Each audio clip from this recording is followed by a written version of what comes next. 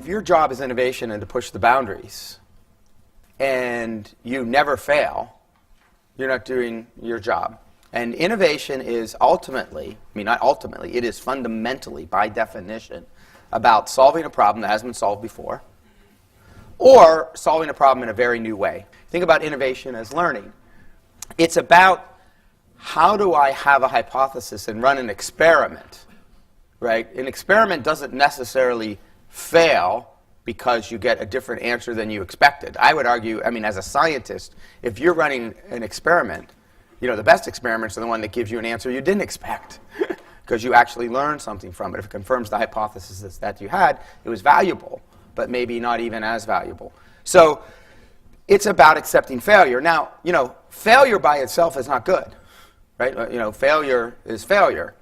And, of course, the failure should be coupled with the opportunity for return, right? I mean, I take, just like in a financial portfolio, I'll accept a higher risk on a high-yield bond because the reward is there.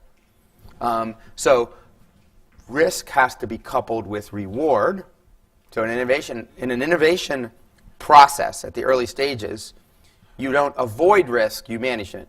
In later delivery processes, you avoid it, right? I mean, you guys run systems that, you know, they can't fail. And that's the right answer in the deployment phase. In the innovation phase, it's not the right answer. It's about what is it that I need to learn? How do I design the experiment to learn that as quickly as possible? And ideally, actually putting the three of those things together, testing the technology and the value proposition. Or maybe sometimes it's really the technology is not the hard part, it is the value proposition. So how do I test the value proposition with a set of customers with never building the technology? You know, wireframes and these kinds of things that I can get out in front of a set of users and really cycle through that process. So learning cultures accept failure. They expect it to be coupled with reward.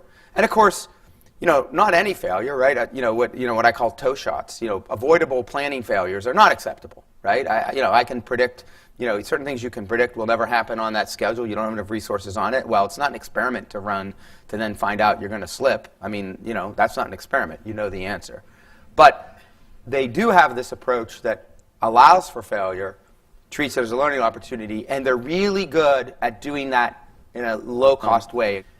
In the presence of really early stage things, rather than thinking of a pure ROI on it, and even a risk-adjusted, you know, ROI, we think more in terms of options. You know, 5 years ago, is mobile going to be the way most of our users interface with their applications? And, you know, creating space to have an option, to create a few people who know how to do that, some capabilities that you deploy to customers, because when that change occurs, then you can move much more quickly into it, and you have a leading edge, and you can help your customers.